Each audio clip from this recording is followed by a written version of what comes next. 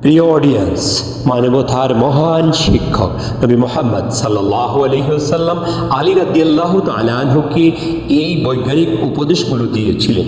ইচ্ছে হলে জেনে নিয়ে আপনিও হতে পারেন সুখী ও সৌভাগ্যবান।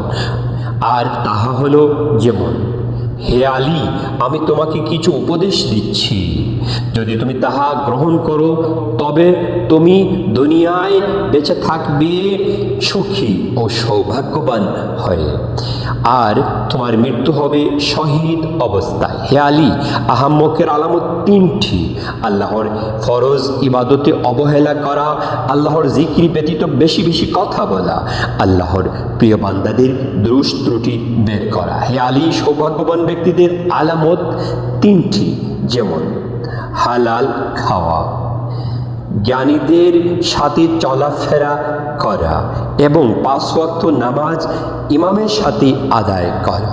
ইনশাআল্লাহ আমরা বাকি পর্বগুলো এভাবে তুলে দিচ্ছি।